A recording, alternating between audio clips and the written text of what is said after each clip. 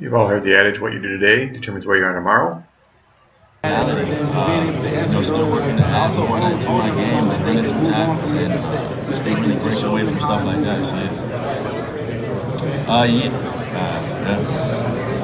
Yeah, no, I haven't met with him. It's just head honcho. The following footage is from the 2019 NFL Combine. As you watch these players and you see what they do, you can learn from them.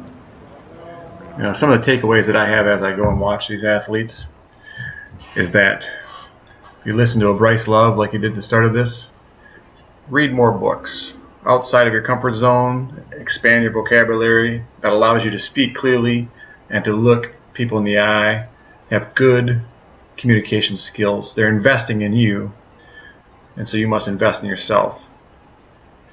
Another thing I thought of, enhance your endurance. As you watch these long days and all these activities they have, be ready for the long haul. Don't be someone that gets fatigued or discouraged from major work.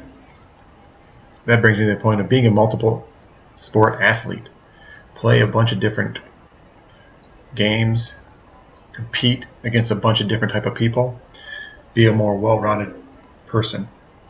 That when you do compete with compassion and composure. What I mean by that is don't think less of yourself.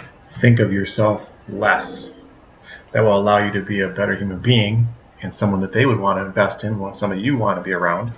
And that goes to the idea that you be the best quality person so that you can be the best quality person for someone else. As I watch these athletes and I watch them make friends with their fellow competitors across the nation, they could end up being a teammate with them. They could end up competing against them. But everybody is watching them on how they interact with their competition. Do you genuinely care about other people, or are you all for yourself? Are you solely selfish? And that's one of the biggest things when they look at who's going to be a good locker room guy, who's going to be the intangibles are what's going to determine your success or failure when you all have this kind of ability. As you watch them train in and out of the cones, you watch them do their drills, and you see their skill level. They're divided by minute fractions. But what they learn through the interviews, and they have 18-hour days during this, what they learn through the interviews is that the gaps are actually bigger than what they look like on the field because of how they are as characters. They can see it running an angle route like this, you see it explode and your ball hanging out. They can see all that. But what they want to know is how do you interact with your peers? What are you going to do off the field? And how are you going to enhance the program in that way? As you're watching this, they'd spend as much time watching them throw and catch as they do just watching them run. That brings you to the idea is prove your ball skills.